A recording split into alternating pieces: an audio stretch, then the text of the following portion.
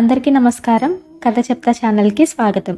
తింటే గారెలే తినాలి, వింటే భారతమే వినాలి అని తెలుగులో ఒక సామెత ఉంది. మీరు వింటున్నది మహాభారత కథలు. మహాభారతం పంచమ వేదంగా పరిగణింపబడుతుంది. మరి మహాభారత కథలు వినేద్దామా? ప్రీవియస్ ఎపిసోడ్లో శల్యుడు, బలుడు, దళుడు అనే ముగ్గురు అన్నదమ్ముల కథ విన్నాం కదా. ఈ ఎపిసోడ్లో ఇంద్రద్యుమ్నుడు అనే మహారాజు కథ మరియు కౌశికుడు అనే బ్రహ్మచారి కథలు విందాం. పూర్వం ఇంద్రద్యుమ్నుడు అనే మహారాజు భూమిపై ఎన్నో పుణ్యకార్యాలు చేసి చచ్చిన వెనక స్వర్గానికి వెళ్ళి అక్కడ చాలా కాలం స్వర్గ సుఖాలు అనుభవించాడు. చివరకు స్వర్గలోకంలోని దేవతలు ఇంద్రద్యుమ్నుని భూలోకానికి తోసివేశారు. మానవులు చేసుకున్న మంచి కర్మను గురించి భూమి మీద చెప్పుకున్నంత కాలము వారు స్వర్గంలో ఉండవచ్చు. అందుచేత ఇంద్రద్యుమ్నుడు చిరంజీవి అయిన మార్కండేయుడి వద్దకు వచ్చి, మునీశ్వర, నేను ఇంద్రద్యుమ్నుడు అనేవాడిని, నన్ను గురించి ఎప్పుడైనా విన్నావా అని అడిగాడు. వినలేదు బాబు అన్నాడు మార్కండేయుడు. పోనీ నీకన్నా ఎక్కువ కాలంగా జీవించి ఉన్నవారెవరైనా ఉన్నారా అని అడిగాడు ఇంద్రద్యుమ్నుడు. హిమాలయం మీద ప్రావరాకర్ణం అనే గుడ్లగూబ ఉన్నది అన్నాడు మార్కండేయుడు. ఇంద్రద్యుమ్నుడు ఒక తెల్ల గుర్రం రూపు ధరించి మార్కండేయుణ్ణి తన వీపుపైకి ఎక్కించుకొని హిమాలయానికి వెళ్ళి గుడ్లగూబను కలుసుకొని, నన్నెరుగుదువా అని అడిగాడు. గుడ్లగూబ కొంచెం ఆలోచించి, ఇంద్రద్యుమ్నుడు అనే పేరు వినలేదు, కానీ ఇక్కడ దగ్గరలోనే ఇంద్రద్యుమ్నం అనే సరస్సు ఉన్నది, అందులో నాకన్నా ముందు పుట్టిన నాడీ జంగడ అనే కొంగ ఉన్నది, దానిని అడిగితే తెలుస్తుంది అన్నాడు. ఇంద్రద్యుమ్నుడు గుడ్లగూబను కూడా మీద ఎక్కించుకొని ఇంద్రద్యుమ్నం అనే సరస్సు దగ్గరికి వెళ్ళి నాడి జంగన్ని కలుసుకున్నాడు. ఇంద్రద్యుమ్నుడి పేరు నేనైతే వినలేదు, కానీ ఈ సరస్సులో నాకన్నా ముందు పుట్టిన తాబేలొకటి ఉంటుంది, దాన్ని అడిగి చూడండి అన్నది కొంగ.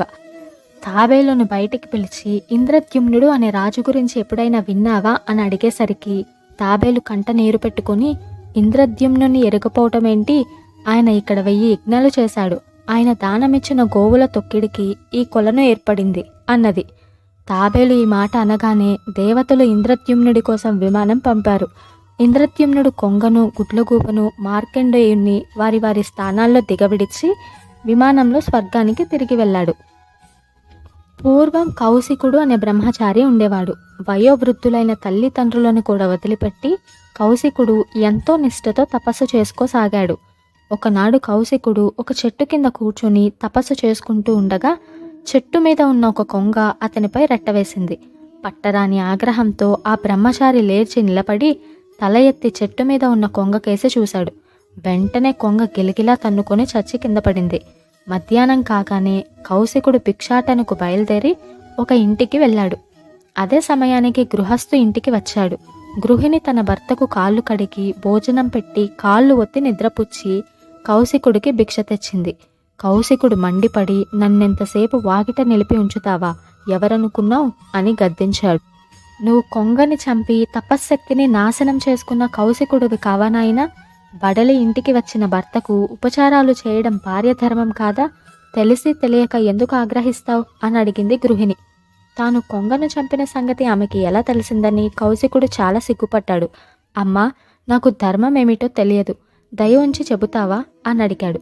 నీకు ధర్మబోధ చేయగలవాడు ధర్మవ్యాధుడు, అతడు మిథిలలో ఉంటాడు, నువ్వు అతని దగ్గరికి వెళ్ళి ధర్మం తెలుసుకో అంది గృహిణి. కౌశికుడు ఆ ప్రకారమే మిథులకు పోయి ధర్మవ్యాధుడి కోసం విచారించాడు. అతను ఒక కసాయివాడని తెలియగానే కౌశికుడికి అసహ్యం కలిగింది. కౌశికుడు తన అసహ్యాన్ని అణుచుకొని ధర్మవ్యాధుడి దుకాణానికి వెళ్ళాడు. బ్రాహ్మణ, నువ్వెందుకు వచ్చావో నాకు తెలుసు, మా ఇంటికి పోదాం పద అంటూ ధర్మవ్యాధుడు కౌశికుణ్ణి తన ఇంటికి తీసుకుపోయాడు. ధర్మవ్యాధుడు ఎటువంటి మాతృభక్తి పితృభక్తి కలవాడో కౌశికుడు అర్థం చేసుకున్నాడు. అతను ధర్మవ్యాధుడి వల్ల అనేక ధర్మాలు తెలుసుకొని ఇంటికి తిరిగి వచ్చి తన తల్లిదండ్రులను ఆదరంతో చూస్తూ తరించాడు. ఇదండి ఇవాల్టి మహాభారత కథలు. మీకు ఈ పాడ్కాస్ట్ నచ్చినట్టయితే ఛానల్ని సబ్స్క్రైబ్ చేయండి, లైక్ చేయండి అండ్ అందరికీ షేర్ చేయండి. మహాభారతం ఇలా షార్ట్ స్టోరీస్గా కాకుండా మొదటి నుండి వినాలనుకుంటే కామెంట్ డ్రాప్ చేయండి, మహాభారతం పాడ్కాస్ట్ చేస్తాను.